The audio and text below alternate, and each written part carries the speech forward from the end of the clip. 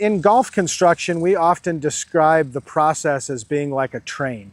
And there's roughly 10 train cars that represent the process of building a golf course.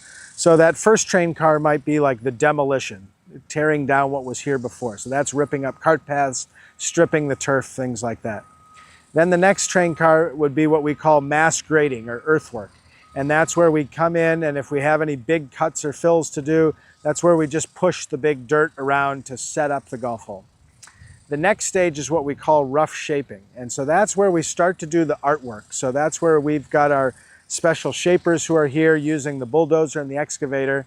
And I'll work very closely with them, and I'll say, okay, we want the green to be this size and this shape and have these kind of contours.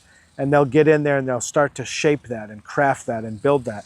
And we'll look at it and we'll refine it as we go. So that's kind of that rough shaping train car. Once we like the rough shaping, then we give it the thumbs up and they start actually adding the infrastructure to that. So they'll come in and they'll dig out a green, they'll put in the drain pipe, the gravel and the sandy mix.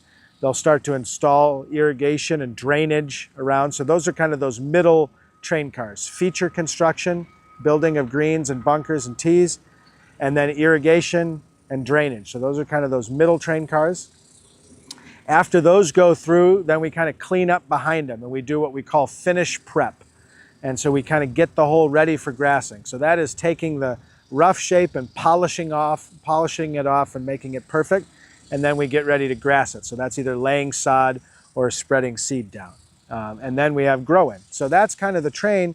And as we go through this process, you'll notice that different parts of the golf course are going to be at different phases in construction. So we might have one hole that's in mass grading and the other one that's in irrigation all at the same time.